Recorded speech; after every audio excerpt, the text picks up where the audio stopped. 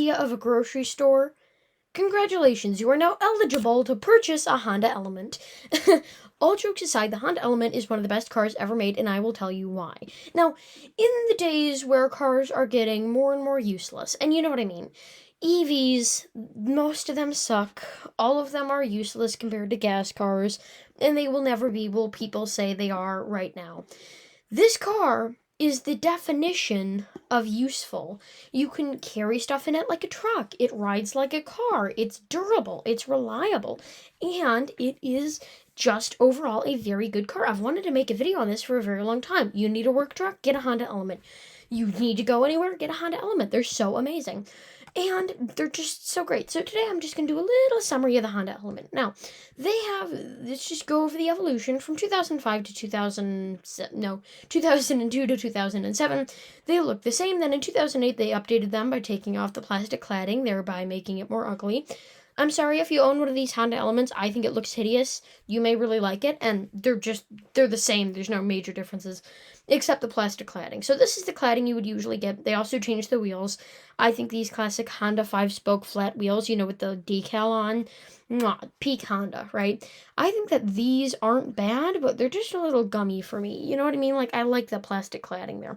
With this, they swap it out for just body panels, Overall, just a very, very nice car. The interior is extremely utilitarian, and if you haven't noticed, it has suicide doors, which means both doors open opposite directions, and there's no pillar, right? It's just straight, flat, directly into the car, which is very neat. You have a gigantic shelf over there, and it's overall a very utilitarian car model compared to CR-V or your average Honda, right? As we can see, there's so much space in the back with room to slide things under the seats, and the seats fold up to the side like a Toyota Land Cruiser. Now, you are not able to open the back doors when the front doors are closed because that's what's holding the entire car together. So, unfortunately, you will be trapped in the back if your driver is not very nice. You, of course, also have your radio that flips up for your DVD if you get navigation. Single zone climate control, durable though. Your Honda steering wheel, which looks durable but also still has buttons. I think this is one of the ugliest Honda steering wheels ever made. But again, compared to something like a Ford steering wheel, yeah, it's not that bad. Of course, you have your aux port and your USB port down there, to charge your phone. Now, this was made from 2002 to 2011, a nearly 10-year run. These are very popular because, like I said, square cars, boxy cars are usually looked down on. You see something like an Expedition, and you say, ugh, you just, ugh. But actually, these are super useful. That means you can fit so much crap in them. That's why a lot of people take these stealth camping. You have a lot of room. You have tons of headroom, which means you can fit plenty of nets in there. Just overall a very nice, very durable car. Of course, you have your shifter down there, your Prindle, just very, very classic. They did make some manual one of these. They're usually orange with those wheel configurations just because of trim level. Very nice cars. Of course, you can have leather interior, cloth interior if you wanted, double cup holders in the back. I will say, sitting in the back seat, as I am planning on purchasing one at some point in time. Remember, I have a 2-car garage. I can't keep buying like thousands of cars. Anyway, it's just very nice. Like when you sit in, it feels like you're sitting more in like a couch than an actual car, just because of how nice these vehicles really are. Now, one thing that I didn't really like going for models, they went from the steel wheels, which they used to have, like the previous one here. Let me find it. Right there. They used to have these steel wheels, which I think are like top tier. Like you want to go off-roading, they're perfect. Then they decided to slap hubcaps over them. The hubcaps look nicer, sure, and I would get the hubcap one just because I think that the 6-spoke with the 5-lug nut isn't really a good match.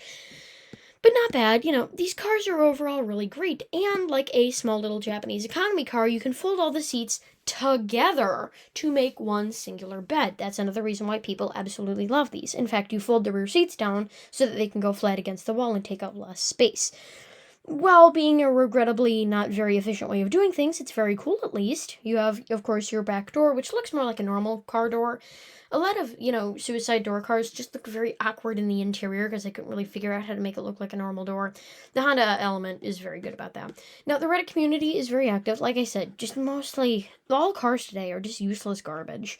A lot of the EVs, a lot of the hybrids, a lot of them are just like these cars. A sedan trying to be a hatchback with 0 ground clearance and front-wheel drive. Ugh, or all-wheel drive. Ugh. First of all wheel drive does nothing when you have no ground clearance, which none of these cars do. Second of all, front-wheel drive will get you through the snow just fine. You don't need all-wheel drive. And third of all, just call it a hatchback. Just make it a hatchback. Don't pretend like it's a sedan. Yeah. So let's say you're looking to buy a used Element, because I'm trying to keep it short today. This is the 2010, so a year before it went off sale. You can see just very silver. You can see this one's had some damage, which is why it's so cheap. These things have skyrocketed in price because, believe it or not, like I've always said, no matter what the car industry does, I don't care what they do. I don't care if they put lead in the gas. I don't care what they do. Right? Lead in the pipes. We are all drinking lead. We're all poisoned. People always need affordable, reliable, useful transportation, and that's exactly what the Honda Element is. That's why they're so beloved. Now, if I were going to buy one, I would buy one in like the sandy green metallic color, like this one, with the plastic cladding and the 5-spoke wheels, just because it wasn't as safe as the older models, but I just like it more. It also has a splitting tailgate in the earlier iterations, which is very, very, very nice. That way you can tailgate. It's like a truck, like a modified truck. I don't put this with SUVs. I put it more with trucks, because that's just kind of how it performs. And not in like a, like a Land Cruiser way, where it can do the same as trucks. I put it there because it's so utilitarian like a truck. It's just perfect. Now, this is the Honda Element SC. You're going to see a lot of these for sale because no one rarely wants them.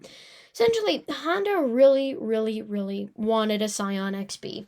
And the Honda Element sales were dropping, so they said, this, which is almost as useless as the Toyota Prius Persona series. You get it, the Prius is slow.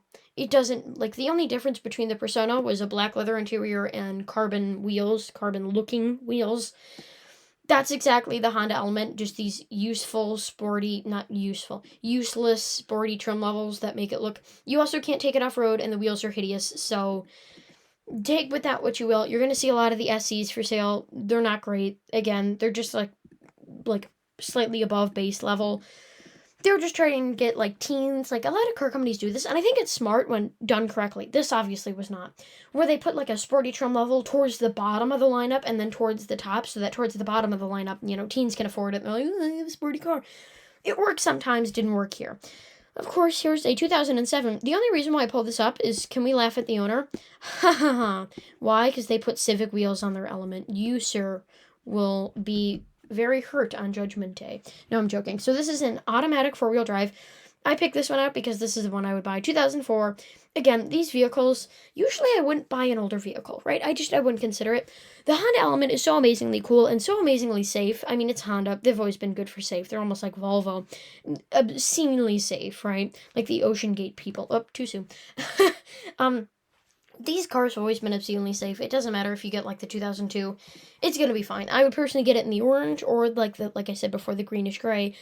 Very, very sporty, very, very nice cars. Again, if you live in Oregon, I used to live in Oregon for about 5 years. That was fun. I wasn't driving at that point, though. But yeah, no, just overall a very fun vehicle. Very nice. And so, yeah. So I did pull up the brochure. If this doesn't say what Honda wanted with the Element, what will? So, of course, it had the skylight pushed back because, remember, you were meant to sleep in this. This was meant to be parked by the campfire and cherished by the whole family, right? These cars were actually surprisingly safe and very good for families, just because they could really go anywhere. I remember, personally, the family next door had 2 cars. They had a 2004 Honda Civic Hybrid, just because this was the thousands. I mean, they bought both these cars brand new because they used to have Fords. They both broke down. 2004 Honda Civic Hybrid, and then they had an Element, and the Element was the vacation one. That's what it was. You can live out of these. They're very nice. You can take the seats out very easily. You can see the different configurations. You can just have a bed on one side and then fold the other seat up, or you can have an entire bed, or you can have all the seats up. A lot of function in this car. Remember, just very nice, 75 cents. Yeah, no, very fun. Of course, you have your red, cherry red, like I said. You have cherry red, like I said. And then, of course, you have your fun little silver thing down there. Wasn't really useful, but, I mean, it was interesting at least. You had your classic Honda radio, not very bad. Having a stereo at all was big beans. And this picture is why I love the Honda Element. Durable, it can go anywhere, the ground clearance is amazing, this will take you to your campsite, and then you can sleep in it. And that's so great that they actually thought about that. You know, going off-roading, perfect. Of course, you have your nice, very structurally sound car wash, you know, by the campfire, looking via your Honda Element. I will tell you, you would never want to do that because of the bugs. But yeah, also these wheels are incredibly rare. And then you have your spec sheet. I also brought up the one for the 2011, just so that we could see the differences. I mean, I never really, I always thought the 2011 was just a little bit more ugly. I like the cladding and I like the 5-spoke wheels. You know, still very sporty. The radio didn't really change. The tech wasn't really, there's no really reason to buy these. Just, you know, meh, okay, I guess. Now, they have the LX and EX. Remember, this wasn't selling all that well. So by this time, by 2011, they only had the LX and EX. Meanwhile, they had LX, EX. Oh, wait, no, did they only have 2 before? Yeah, I think they only had 2 before. Wow. These old owner's manuals are very interesting to go through. The pamphlets, this is you pull up to the dealership, you say, hey, give me the Honda Element pamphlet. This is what you got, and you can flip through your laminated booklet. So, yeah, that's it. Very nice car, totally buy one. If you need something reliable, something that will get you from point A to B, or like a mini camper van, this is perfect.